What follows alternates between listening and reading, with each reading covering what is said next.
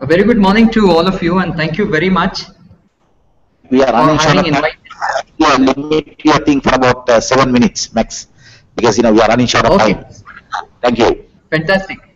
Okay, so I think let me, I have heard all the speakers, and especially, some of the insights that we got into medical tourism was from Dr. Amal, Dr.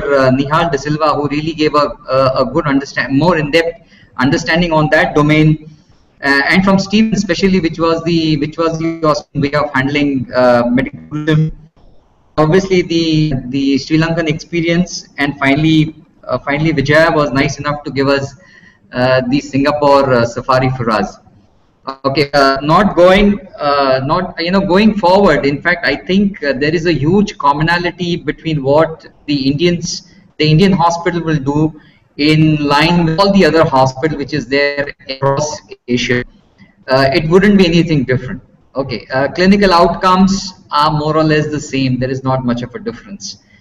But what we have done is, if I could just run my slide, if I could have the IT team there, could run my slide and go to a slide which is in the middle, which is known as medical tourism. And I hope you all have got these slides, there is a evolution that has happened. One is, we talk about medical tourism. From medical tourism, have moved what was called as medical patient travel from A place to B place based on the value proposition that we fundamentally give. And then finally, what we have learned in this entire model or the format over a period of time is the medical value added services. Okay, patients are going to come through different means, and I think all those means has discussed thoroughly in the first half of the day. Okay, but I think for India especially, where growth is always been one of the standards which is set every year, the company aspires to grow. Apollo as such, which I'm sure all of you are aware, it's a $2 billion capitalization company, publicly listed, and it's a $1 billion turnover. So one of the things for all us the team is to find growth and manage growth in the future. Okay, so going from that, we have evolved into a new model which is called as a remote management of healthcare services, which obviously is a new dimension to it, and there is a history on this dimension. And hence, if you see many of our patients that come, they come through large underdeveloped countries, and African continent has been one which has been there from quite a long time. The Middle East area has also been there for quite a time. People from those sides attribute probably India and Apollo together in saying, okay, it is one of the destination, but not the only destination for healthcare. I'm sure there are other destination centers which is there across the world. So going back is, can we engage with our people, with the people in that in that country? So what we did is, we went to a little amount of research and say, why would people come to us? Why would patient come to us? And how do we make the patient coming to us a sustainable model on a long-term basis? Because as governments improve in many of these countries, healthcare you have depletion of patients actually coming for healthcare, and obviously we'll have to find more and more better and evolved models to go in and get patients from that side of the countries. So in fact, the reason is why the need. And if you look at the need, infrastructure of medical services in many of these countries are very underdeveloped. There is a shortage of specialists. There is a lack of diagnostic and evaluation technology. Healthcare, in fact, in those countries are also very expensive, because there are dedicated shops and present there, but those expensive, and obviously not within the reach of the common person. Preventive healthcare is not propagated. And obviously patients, the large population of the patient who is still affording to go out of the country is still struggling in the vicious cycle of medical health. So what are the challenges that we could actually see there? Is the availability of capital to set up a medical infrastructure, both human as well as technology. Second is the sustenance of these costs for managing the hospital. As we all know, managing a hospital is a very, very high cost intensive, labor intensive, infrastructure intensive, technology intensive.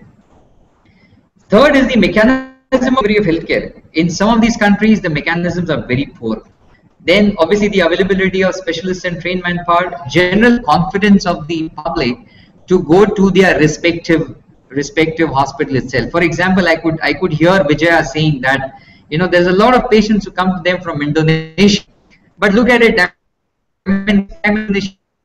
why they don't trust doctors. We Singapore. That's great. I think the confidence you own people in their own countries sometimes are missing. And obviously, finally, is the political will to really install a great healthcare system. Despite saying what Apollo is doing here, I think what we could have done is far, far better in terms of many of the hospitals. The infrastructure still, there is a gap. If the government is willing to improve this infrastructure, I'm sure we could go, several notches ahead on this. So what we decided to do is we said let's get into this new dimension of engagement. So what we will do is first we'll initiate a communication with Apollo hospitals. We will enable IT and conduct medicine interface. That will be the first step. Hospital be a medium size or be it's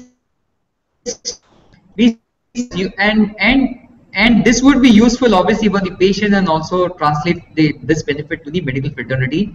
We would also use telediagnostic services which can be rendered to it. Second step was clearly we said we will conduct OPDs, screenings and CMEs. We would create the environments for even doing surgeries at that place.